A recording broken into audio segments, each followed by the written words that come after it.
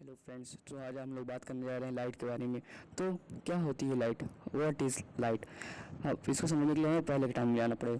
तो in early 19th century जो light थी उसे कहा जाता था स्ट्रीम ऑफ पार्टिकल्स। क्या कहा जाता था? Stream of particles. इसकी थ्योरीज कई लोगों ने दी थी, जैसे न्यूटन ने भी दी थी और सारी चीज़ें भी थी और बहुत से साइंटिस्ट ने दी थी। ओके, उसके बारे में अभी हमको नहीं जानना है। तो लेकिन अब मॉडर्न एरा में इसकी कई सारी चीज़ें चेंज हो गई हैं। जैसे मॉडर्न एरा में इसे कहा जाता है कि ये जो लाइट होती है ये डुअल नेचर शो करती है। क्या नेचर शो करती है? Dual nature. डुअल नेचर मतलब कि दो नेचर होते हैं इसके पास, एक नहीं होता है। तो डुअल नेचर क्या, यह समझना पड़ेगा आपको। पार्टिकल नेचर भी होता है और वेव नेचर भी होता है। ओके, अब इसमें दो फेनोमेना होते हैं। एक लाइट का साथ होता है रिफ्लेक्शन ऑफ लाइट और एक होता है रिफ्रैक्शन ऑफ लाइट। पहले हम लोग को रिफ्लेक्शन पढ़ना है, ठीक है। तो what is reflection of light? The phenomena of bouncing back of light after striking a smooth surface in the same medium. मैं सेम मीडियम में करना कि एक मीडियम से दूसरे मीडियम में वापस स्ट्राइक होकर बाउंस बैक कर जाए, तो उसे कहते हैं हम रिफ्लेक्शन ऑफ लाइट। ओके, अब यहाँ पे आपको डायग्राम से समझाते हैं क्या कैसे क्या होता है। आपने पहले भी क्लासेस में पढ़ चुका है। तो एक सरफेस रहेगी, वहाँ पे इंसिडेंट रे आती है और वो रिफ्लेक्ट होने के बाद रिफ्लेक्टेड लाइट की तरह, रिफ्लेक्टेड रे की तरह चली जाती है। वहाँ नॉर्मल भी होता है, पॉइंट्स ऑफ इंसिडेंस भी होता है, यहाँ पे जैसे बताया, और स्मूथ सरफेस होती है, ठीक है। लॉ ऑफ रिफ्लेक्शन, एंगल आई और एंगल आर जो है यहाँ पे इक्वल हैं, जैसे आप देख सकते हैं, ठीक है। यहाँ पे all lie on the same plane, incident ray normal and reflected ray same plane में होते हैं।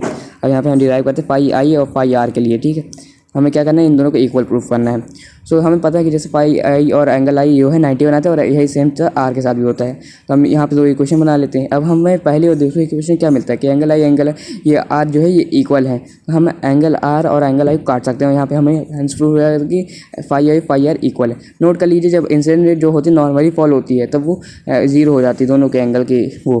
अब यहाँ पे हैंड्स ऑफ मिरर पढ़ते हैं, स्फेरिकल मिरर।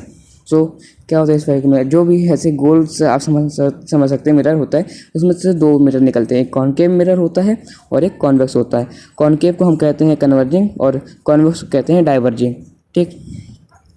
अब यहाँ पे इसके टर्म्स रिलेटेड होती हैं कई सारी, हम आपको बताते हैं। Spherical to the spherical mirror, तो इसको आप डायग्राम से समझिएगा। डायग्राम जो यहाँ पे अब डायग्राम बन चुका है। यहाँ पे सी जो है वो सेंटर ऑफ कर्वेचर है, जो लाइन पास हो रही है प्रिंसिपल एक्सिस कहा जाता है। और जो प्रिंसिपल एक्सिस होती है वो कोई रियल लाइन नहीं होती, इसे ये इमेजिनरी लाइन होती है। कैसी लाइन? इमेजिनरी लाइन, जो किसके पास करती है? ये जो पोल को पास करती है, पोल से पास होती है इसे, और ये इमेजिनरी होती है, इसे प्रिंसिपल एक्सिस कहते हैं। इसी पे सेंटर ऑफ कर्वेचर भी होता है, फोकस भी होता है, पोल भी होता है, ठीक। अब आपको जानना पड़ेगा पोल क्या होता है। तो पोल आपको समझने के लिए, जैसे यहाँ पे पी जो लिखा हुआ, ये mid point of the spherical lens और स्फेरिकल मिरर, सॉरी, और मिरर भी कह सकते हैं, पोल इसे कहते हैं, ठीक। जहाँ पे सारी मतलब जो रेज आती हैं वो रिफ्लेक्ट करने के बाद जहाँ कन्वर्ज होती हैं, जब पैरेलल टू प्रिंसिपल एक्सिस आती हैं तो जब कन्वर्ज हो जाती हैं उसे कहते हैं फोकस। और जो फोकस से लेके पी तक का डिस्टेंस उसे कहते हैं फोकल लेंथ, ठीक है। अब फोकस के बारे में आपको जैसे सही समझना है, आगे पढ़ेंगे फोकस के बारे में। तो when rays of light propagate parallel to the principal axis and after it reflect and meet at point that is called focus. Okay, converge भी कह सकते हैं, मतलब जहाँ पे वो सारी लाइट मीट हो जाती है, इसलिए कॉनकेव को हम कहते हैं कन्वर्जिंग लेंस, ठीक है। और ये पॉइंट को क्या कहते हैं? ये फोकस होता है। अब आइडेंटिफाई कैसे करते हैं, कैसे क्या होता है? यहाँ पे अपने लाइन बनाने कंस्ट्रक्शन कर दिया। ये जो है ये कॉनकेव है क्योंकि ये है बल्जिंग इनवर्ट्स, ओके। और ये जो दूसरी साइड है यहाँ बनेगा कॉन्वेक्स मिरर क्योंकि ये है बल्जिंग आउटवर्ड्स। आपको ऐसे समझ सकते हैं, आसानी तो रहेगा। अब हमें पढ़ना है ऑब्जेक्ट और इमेज के बारे में। ऑब्जेक्ट क्या होता है? जिससे लाइट रिफ्लेक्ट होकर मिरर तक जाती है वो होता है ऑब्जेक्ट। यहाँ पे सीधे समझ सकते हैं आप, ऑब्जेक्ट हैं कोई भी सामान जिसकी रिफ्लेक्ट हो रही वो ऑब्जेक्ट है, जिसकी इमेज बनने वाली है वो ऑब्जेक्ट है। इमेज क्या होती है? जहाँ पे जो रिफ्लेक्टेड रे है वो मीट करती है या अपीयर टू मीट होती है। जैसे कॉन्वेक्स में जो होता है वो अपीयर टू मीट होती है और उसे कहते हैं क्या? इमेज। जहाँ पे मीट हो जाए वहाँ पे फॉर्म हो जाती है इमेज, ओके। अब इसके इमेज फॉर्मेशन के भी 4 रूल्स होते हैं, ठीक है। 4 रूल्स होते हैं। अब इसको आगे आपको रूल्स बताते हैं कि रूल्स कैसे इमेज फॉर्मेशन के भी रूल्स हैं, और पहले उसको करेंगे फिर आगे समझेंगे। जैसे अगर कोई भी लाइन, इसका पहला रूल है, अगर कोई भी लाइन जो है प्रिंसिपल एक्सिस के मतलब कि आ रही है पैरेलल, तो वो फोकस से रिफ्लेक्ट हो जाएगी, फोकस से होगी, रिफ्लेक्ट पहले मिरर से होगी और वहाँ पास कहाँ से होगी, फोकस से पास करेगी। आप यहाँ पढ़ सकते हैं, यहाँ लिखा हुआ है। और यही काम कॉन्वेक्स में है, कॉन्वेक्स में जैसे आती है पहले तो वो ऐसे हो जाती है, और appear to pass through the focus, appear होती है फोकस से पास करने के लिए, रियल में पास नहीं करती है। ठीक, सेकंड क्या है, सेकंड है यही इसी का उल्टा है। क्या, इसी का उल्टा है। जैसे मान लीजिए कि वो आप था कि पहले आती वो आती है, तो उसी का सेम उल्टा कर दीजिए। थर्ड क्या है, अगर सेंटर ऑफ कर्वेचर सीधी लाइन आ रही है तो वो सीधे सीधे रिबाउंड हो जाएगी, मतलब जिस लाइन से आ रही है उसी रास्ते में वापस चली जाएगी। ठीक,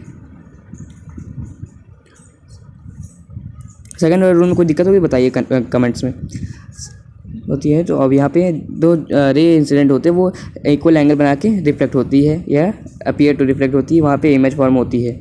रूल को समझने के लिए आप जब इमेज फॉर्मेशन करेंगे तब ज़्यादा अच्छे से समझ आएगा। यहाँ पे इक्वल एंगल्स फॉर्म होते हैं। ठीक है, ये दोनों angle i angle r equal हो जाते हैं। अब हमें ये रूल्स को यूज़ करना है क्या करने के लिए, इमेज फॉर्मेशन करने के लिए। ठीक है, इमेज फॉर्मेशन ज़्यादा मुश्किल नहीं है। कॉन्वेक्स में 6 होते हैं और कॉन्केव में 6 होते हैं और कॉन्वेक्स में 2 होते हैं। आप यहाँ पढ़ सकते हैं। यहाँ पे जैसे ऑब्जेक्ट इन्फिनाइट होता है तो पैरेलल आती है, फोकस में मीट करती है, इसकी इमेज जो होती है वो रियल बनती है, पॉइंट साइज होता है इसका साइज, और पोजीशन जो होती है वो एट एफ होती है। ठीक है, यहाँ देख सकते हैं आप, पैरेलल आ रही है तो मीट करने, आपको रूल पढ़े थे कि पैरेलल आती है प्रिंसिपल एक्सिस तो वो फोकस में मीट करती है। सेकंड है इन्फिनाइट और सेंटर कर्वेचर के उस पर है। ठीक है, सेंटर ऑफ कर्वेचर यहाँ पे है, नेचर इसका जो है यहाँ से पैरेलल आएगी, यहाँ पे आएगी, फिर फोकस से ऐसे करके जाएगी, तो यहाँ जहाँ मीट होगा वहाँ रियल इन्वर्टर बनेगा, डिमिनिश्ड होगा, और जहाँ पोजीशन है वो बिटवीन सी एंड एफ है। एट सी यहाँ पे सेम साइज़ का बनती है, और रियल और इन्वर्टर होती है, और एट सी बनती है, सेम पोजीशन बनती है। Object between object between C and F, तो यहाँ पे क्या है आप देख सकते हैं, नेचर जहाँ पे रियल है, इन्वर्टेड है, साइज जो है मैग्नीफाइड है, और पोजीशन जो है बियॉन्ड सी है। इसके रूल्स के हिसाब से आपको बनाना है तो और अच्छे से बनेगा। अब ये यहाँ पे एट एफ है तो यहाँ पे आप करेंगे तो इसके पहले नेचर तो रियल इन्वर्टर आएगा, हाईली मैग्नीफाइड है, पोजीशन क्या है एट इन्फिनाइट, और फिजिक्स में क्या होता है, जैसे आप कोई भी चीज़ अगर इन्फिनाइट पे बन रही है, पैरेलल अगर कोई रेज जा रही है इन्फिनाइट तक तो वो इन्फिनाइट में मीट कर जाएंगी, ऐसा रूल होता है फिजिक्स में। ठीक है, ऐसा मतलब कि ऐसे मैथ उसमें नहीं होता है, ऐसे कहते पैरेलल लाइन कभी मीट नहीं करती, लेकिन फिजिक्स में क्या है कि अगर इन्फिनाइट पे है तो वो पैरेलल लाइन मीट कर जाएंगी। अब बिटवीन पी एंड एफ, तो यहाँ पे आपको जो फोर्थ एंगल पढ़ाया था मैंने, उसकी के एंगल आई और एंगल आर के इक्वल से बन जाता है। यहाँ पे हाईली मैग्नीफाइड होती है, वर्चुअल होती है, यही है कि वर्चुअल होती है, और बिहाइंड द मिरर होती है। वर्चुअल है डायरेक्ट मतलब सीधी ऊपर होती है, इन्वर्टर नहीं होती। अब use of concave mirror, reflector होते हैं in electrical torches in headlight of वर्टिस, क्यों व्हीकल से हो, क्योंकि वो कन्वर्ज कर देती है सारी लाइट को, और एक ही लाइट को पास करती है, एक मीट करके एक जगह से पास करती है। ठीक, शेविंग मिरर में क्यों यूज़ होता है, शेविंग मिरर इसलिए यूज़ होता है कि जितने पास जाएंगे उतनी बड़ी इमेज आएगी, जितनी पास आप उस मिरर को अपने रखेंगे वही होते मतलब इमेज बनेगी लार्जर। डेंटिस्ट भी इसीलिए करते हैं क्योंकि सेम ये जो यही वाला होता है, डेंटिस्ट भी इसीलिए यूज़ करते हैं क्योंकि बहुत बड़ी इमेज बनती है कॉन्वेक्स में, कॉनकेव में। और ये सोलर फर्नेस में होता है क्योंकि कई जगह कन्वर्ट करेगी, फोकस आएगा तो वहाँ पे हीट जनरेट हो जाती है। यूज़ ऑफ कॉन्वेक्स मिरर, देखो ये व्यू रियर व्यू में यूज़ होता है क्योंकि वाइडर एरिया दिखाता है। यूज़ हेयर पिन होते हैं, हेयर पिन भी यूज़ होता है टू मतलब कि जो ड्राइवर का पीछे देख सकता है ड्राइवर।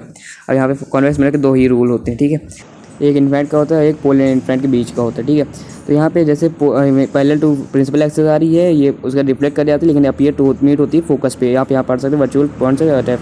अब यहाँ बिटवीन पोल एंड एफ तो यहाँ पे आती है, यहाँ पे पैरेलल टू आती है तो वहाँ पे अपीयर करती है फोकस पे पास करने का, और यहाँ पे सी वाला कि रिबाउंड हो जाए।